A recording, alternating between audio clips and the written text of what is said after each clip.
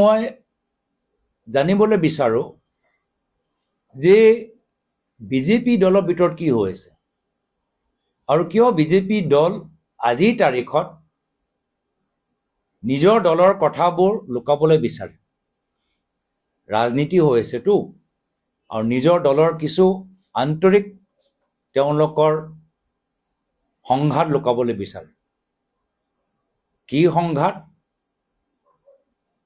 যে আমি সকলোৱে একত্ৰিত হৈছো হিমন্ত বিশ্ব শৰ্মা ডাঙৰীয়াক ৰাজনৈতিকভাৱে শেষ কৰিবলৈ।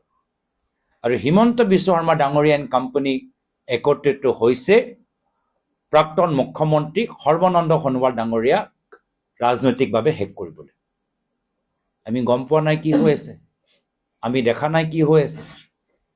উজনি অসমত গ'লেই, ডিব্ৰুগড়ত গৈ হিমন্ত বিশ্ব শৰ্মা ডাঙৰীয়া সভা কৰে, সভাত ভাগ লয়, কিন্তু লগত সৰ্বানন্দ সোণোৱাল ডাঙৰীয়াক নলয়।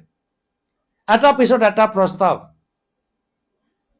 পিছত এটা প্ৰস্তাৱ নিজৰ মুখেদি ঘোষণা কৰে, কিন্তু সৰ্বানন্দ সোণোৱাল ডাঙৰীয়াৰ দিনত উজনি অসমত তিনিচুকীয়া ডিষ্ট্ৰিক্টত ডিব্ৰুগড় জিলাত যিখিনি সেই সময়ত নিজৰ চৰকাৰ দিনত ঘোষণা কৰিলে, এটাৰ ওপৰত তেওঁ কাম নকৰে।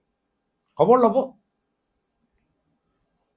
উজনি অসমৰ আপোনালোকে এটা দীঘলীয়া তালিকা আছে যে এইখিনি কথা সৰ্বানন্দ সোণোৱাল ডাঙৰীয়াই ঘোষণা কৰিলে। স্পৰ্টছ ইউনিভাৰ্চিটিৰ পৰা কলেজৰ কথা ক'লে, কিন্তু এটাও ওপৰত হিমন্ত বিশ্ব শৰ্মা ডাঙৰীয়া একশ্যন লোৱা নাই।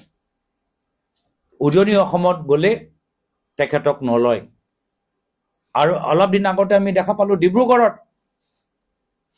তেওঁলোকৰ জিলাৰ সমিতিৰ মাজত এতিয়াও সৰ্বানন্দ সোণোৱাল ডাঙৰীয়াৰ স্থান নাই, নাম নাই, চেহেৰাটোৱে নাইকিয়া কৰি দিছে।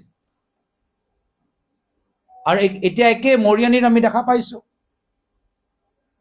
মৰিয়নীত কেনেদৰে স্থানীয় বিধায়কে প্ৰাক্তন মুখ্যমন্ত্ৰী সৰ্বানন্দ সোণোৱাল ডাঙৰীয়াক এতিয়া পাহৰিয়ে গৈছে। এতিয়া সৰ্বানন্দ সোণোৱাল বিজেপি দলৰ ভিতৰত হিমন্ত বিশ্ব শৰ্মা ডাঙৰীয়াৰ কাৰণে নন এণ্টিটি, অস্তিত্ব নাইকিয়া কৰি দিছে। মই ইমান তেওঁলোকৰ ভিতৰৰ দলৰ মই ইমান ক'বলৈ নিবিচাৰো, কিন্তু ক'ৰবাত মই নিজে মোৰ ওপৰত ক'ৰবাত আঘাত পৰিছে, আমাৰ মানুহৰ ওপৰত ক'ৰবাত আঘাত পৰিছে যেন লাগে। সেইকাৰণে এইখিনি কথা কৈছো, আৰু এইখিনি কথা তেওঁলোকে লুকাবলৈ বিচাৰে। আজিৰ তাৰিখত বিজেপি দলৰ ভিতৰত কিছুদিনৰ পৰা এটা বিশেষ তেওঁলোকক নিৰ্দেশ দিয়া গৈছে কি যদি তোমালোকে হিমন্ত বিশ্ব শৰ্মা ডাঙৰীয়াক কাষ চাপিবলৈ বিচৰা, হিমন্ত বিশ্ব শৰ্মা ডাঙৰীয়া আশীৰ্বাদ বিচাৰা, তেতিয়া সৰ্বানন্দ সোণোৱাল ডাঙৰীয়াক তেওঁৰ নামটো নলবা, তেওঁ চেহেৰাটো নেদেখাবা, তেওঁ কিছু মঞ্চত নিমন্ত্ৰণ নজনাবা।